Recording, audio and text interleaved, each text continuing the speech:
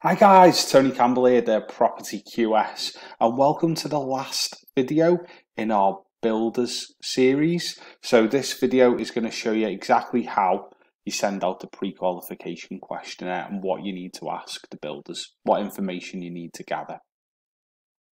So I hope you liked our last video where we talked you through how to make that awkward phone call to the builder and what to ask him. Basically, the pre-qualification call. That's what I'll call it, although it's not very easy to remember. That's what we do. First of all, we call them just to speak to them, we touch base with them, prime them for the pre-qualification questionnaire being sent, and then we send it. So we send the pre-qualification questionnaire in a standard template. We obviously have a standard template for pre-qualification questionnaires, which we provide to all of our mentees and people who take our online course. But here's the questions you need to ask. Pretty much this is it. And I've given you the answers you hopefully want to get from the builders as well to make them pass the pre-qualification stage. And don't forget, this is the fourth step in finding a builder. So by this point, you're going to be pretty certain the builder that you're engaging with, or the builders you are going to engage with, are going to be capable of delivering the project that you've got. So the first question we ask them is, what's your annual turnover? And ideally, you want this to be 3 times the value of your project. And that's not like a hard and fast rule, but that's just like ideally where you want it to be. If it was 2 and a bit times, I mean, that'd be okay. But what you want to avoid is giving a company a really big chunk of their turnover in one project, because they probably won't have the cash flow to manage it. So if you've got a 50 grand refurb and they've only got a turnover of 60 or 70k, you want to be wary about giving them that. But for most people doing property refurbishment projects, you're going to be spending somewhere between 15 and 35, 40 grand. So you're likely going to be able to find a contractor who turns over more than 100 and something grand to deliver the project for you. What that also means is you're probably going to be in the realms of a VAT registered contractor once you get over 30 or 40 grand project size. Okay. Second question, what's the largest project you've worked on to date? And what you want to get here is like a description of the project and also a project value. And the reason is because you don't want to be giving a contractor the biggest job ever, because the likelihood is they're going to make a mistake, or give them a project you've never done before, because they're likely going to make a mistake on yours. And that's not where you want the mistakes to be made. Let them make the mistakes on other people's projects, so that yours are free from mistakes, or at least have the fewest mistakes possible. Number 3, do you have experience of working on a project like ours? Obviously, that's not the question you're going to ask. You're going to ask them, do you have experience of a buy-to-let refurbishment in this area? And ideally, you want the answer to the question to be yes, and then for them to give you some examples of projects that they've done before that are the same as yours. And if they've got a decent website, you're going to have found some anyway, more than likely, before you get to this stage. So you're just getting a confirmation of that, and also that they're willing to fill in a form like this. Next, what's your earliest availability to start on site?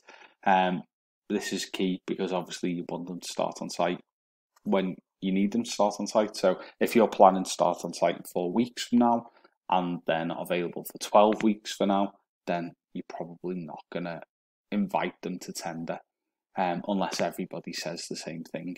So ideally you want alignment with your proposed start on site date with their next availability. And then finally, can you provide us with the details of 2 previous clients who give you a testimonial? So you want to get the client's details so that you can speak to them and make your own inquiries and ask your own questions.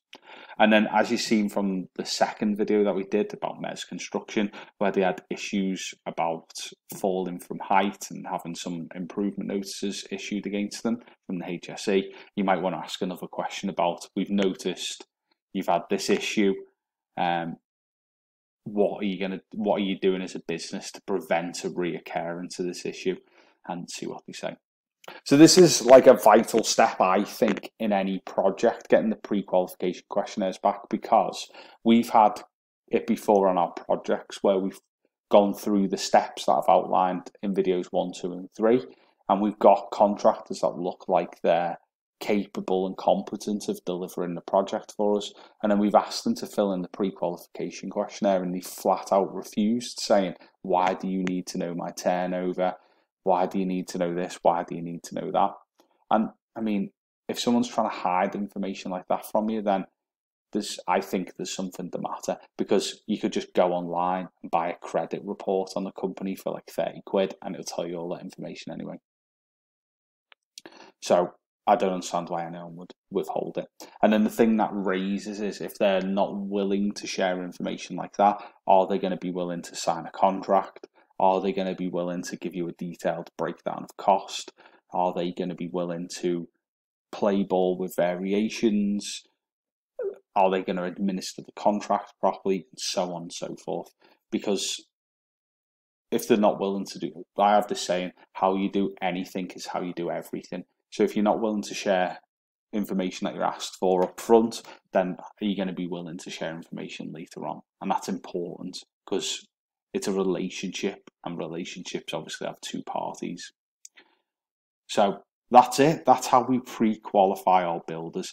And what this enables you to do is have a much stronger chance of delivering your project successfully, and a much higher probability of finding a good builder if you go through all these steps. So I hope you've enjoyed these videos. And I hope you've learned a lot from them. And what I want you to do is go out and start implementing this in your property journey. And you can do that on your own. That's fine. That's why I've given you this information, because I want you to be able to do it.